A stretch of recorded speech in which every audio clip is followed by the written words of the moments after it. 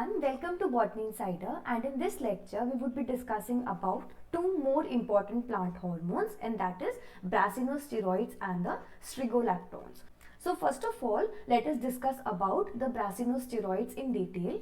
So talking about the introduction, so it is a plant hormone that resembles more of the auxin. And what is auxin? We have already covered this in complete detail in previous videos. So the most common brassinosteroid is the brassinolid, and the main important function that the brassinosteroid perform are, the first one is the cell elongation, and then we have cell divisions. It enhances gravitropism, it promotes xylem differentiation, and also it delays leaf abscission. What is gravitropism? So gravitropism in simple word means it is a response of the plant that is growing towards the gravity. That is, the growth towards the gravity is actually the response which is given the name of gravitropism.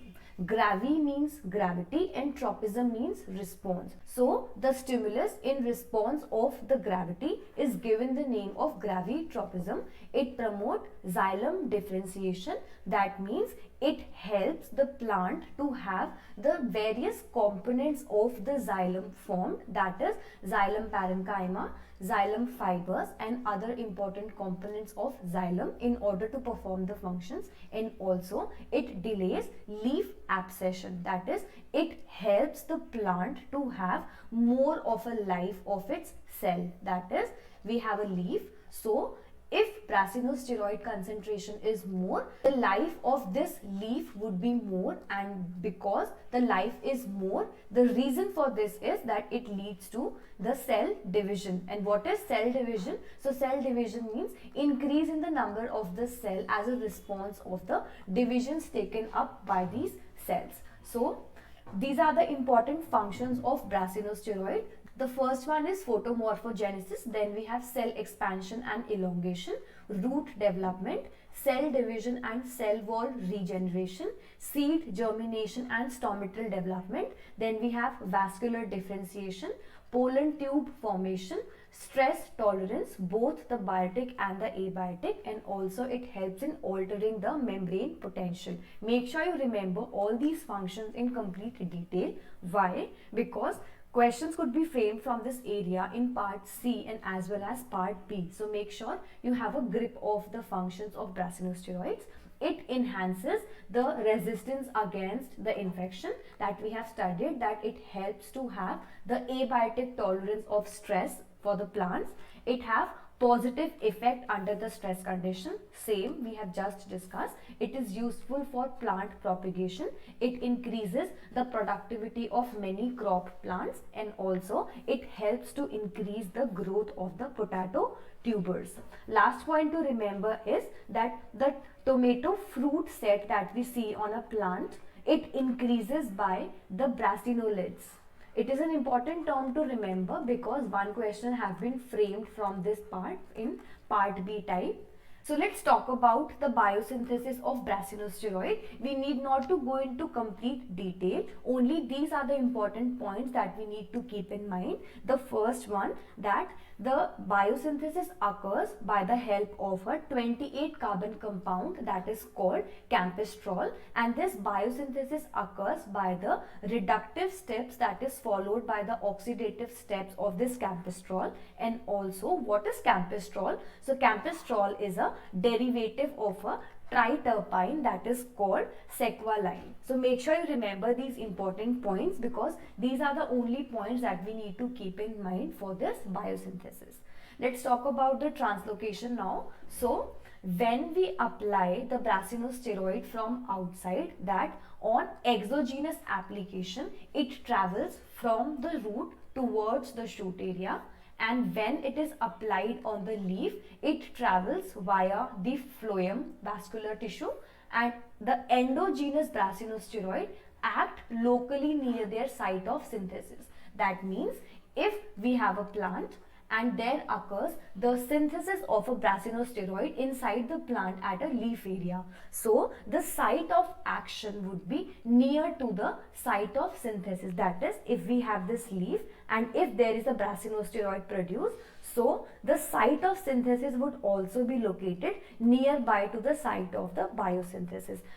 So this functioning in the nearby area is in complete contrast to the other plant hormones that we have studied, in which we studied that the site of synthesis and the site of action of other plant hormones like auxin, cytokinin and the others one that we have discussed is completely opposite, or it is located far away from the site of biosynthesis. So make sure you remember this particular statement, that if endogenous brassinosteroids are produced, so their site of synthesis and their site of action would be located in the nearby areas. So let's talk about the signaling now. So talking about the receptor, the most important thing to remember is that the receptor for the brassinosteroid signaling is present on the plasma membrane, and the receptor is given the name of BRI1, that is brassinosteroid insensitive 1, and the inhibitor for this complete signaling is given the name of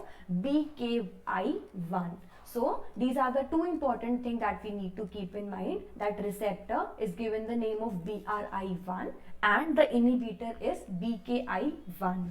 We need not to go into complete detail, only remember this simple pathway, that when we have BK1, that is the inhibitor, so it would bind to the receptor and there would be no transcription, there would be the inhibition of the transcription, and hence there is no response for the brassinosteroid presence. But if the brassinosteroids are present, so this BK1 cannot function, this BK1 would be inactive, the inhibitor would be inactive. Hence the signaling could occur. Why? Because the transcription factors are active, and finally the response could be seen as in case of the brassinosteroids. So this was all about the brassinosteroid that we need to keep in mind. Let's discuss about the strigolactons. So the strigolactons are the carotenoid derived terpenoid lactons. They were first discovered in Striga luteae, and hence the name was given strigolactons. They play a major role in the plant growth and development, and they are abundantly found in the roots of the plant. So we have mainly 5 bioactive strigolactons known, and these are the 5 names of the strigolactons. Make sure you remember them. Talking about the action of the strigolactons, so strigolactons work in antagonistic manner to the cytokinin, and it is a friend of the auxin. How? Let us discuss. So we have two hormones. On the one side we have auxin. So strigolacton, that is SL, is a friend of auxin. And when we talk about cytokinin, so strigolactons is a enemy of cytokinin. So we have auxin. So auxin helps to promote the release or promote the biosynthesis of the strigolactons, and the strigolactons helps to initiate or helps to increase the functioning or the biosynthesis of the brassinosteroid, and these brassinosteroid helps to inhibit the lateral growth. And as we have already discussed that auxin is a plant hormone that helps to increase the apical dominance. And what is apical dominance? So apical dominance in simple word means that when the apical meristem of a plant is dominant over the lateral buds, it helps to increase the length of the plant irrespective of the increase in the width of the plant. It only helps to have the apical meristem functional and not the lateral meristems.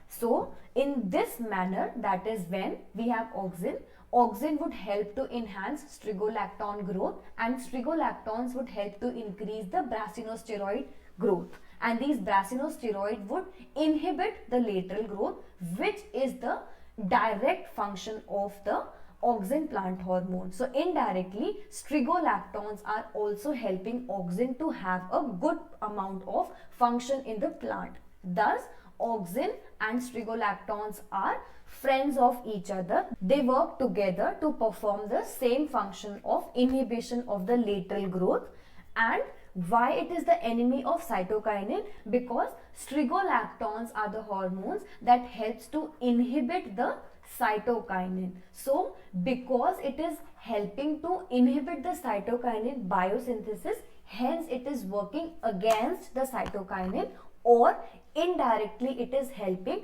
auxin to perform its function of lateral inhibition, helps to only increase the length of the plant. So this is how the action of the strigolactons is in favor of auxin and is against the cytokinins. Let's move forward. So talking about the biosynthesis, do not go into the complete pathway. Just remember these important points. The first point is that the biosynthesis occurs by the help of a 40 carbon, which are all trans in nature, and they are a type of a carotene. The receptor for the biosynthesis is a dwarf 14 protein, and it leads to the hydrolysis of the strigolacton. This dwarf protein helps to hydrolyze the strigolactons.